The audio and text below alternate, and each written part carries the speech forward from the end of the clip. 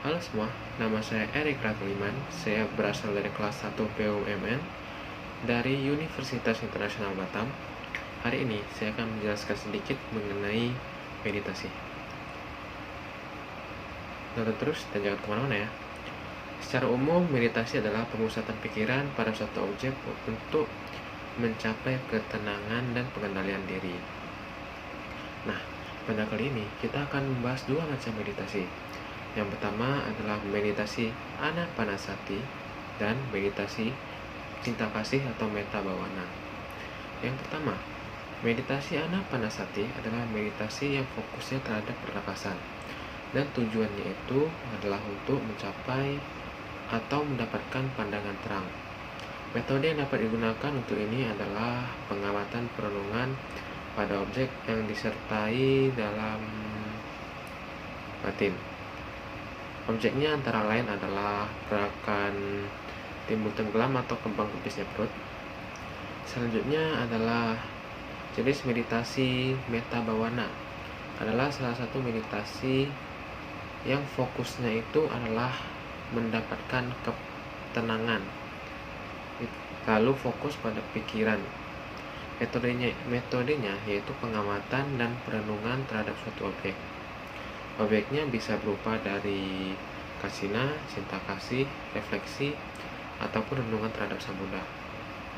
Nah, selain itu, saya juga akan menjelaskan mengenai dasar-dasar atau cara-cara yang bisa digunakan pada saat ingin melakukan meditasi. Yang pertama adalah mengenakan pakaian yang longgar dan juga nyaman, sehingga kita tidak merasakan terusik terhadap pakaian kita. Selanjutnya, kita duduk bersila dan carilah posisi tempat duduk yang tenang. Biasanya posisi duduk kita itu bersila dan punggung kita itu jangan ditekuk. Selanjutnya adalah badan kita itu harus rileks. Lalu pejamlah mata dan fokuslah pada suatu titik atau suatu hal yang ingin Anda pakai. Selanjutnya, perhatikan pernapasan Anda. Jangan mengubah tempo pernapasan Anda dan jangan juga tergesa-gesa.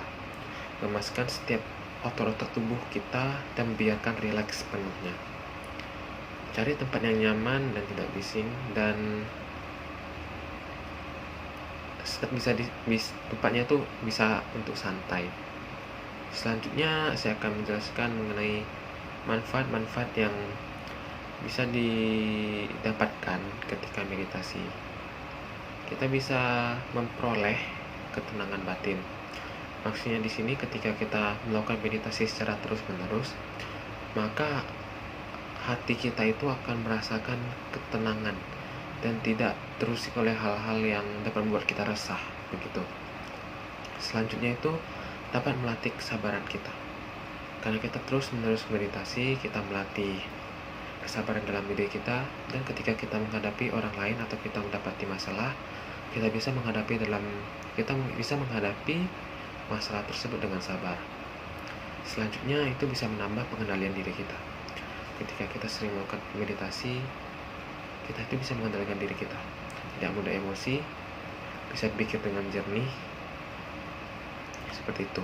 Dan meditasi juga bisa mengurangi rasa stres dan juga rasa cemas yang ada dalam diri kita.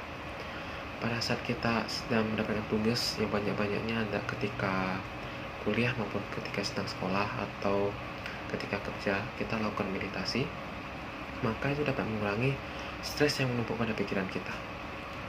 Lalu kita bisa mengembangkan kesadaran kita mengenai lingkungan kita.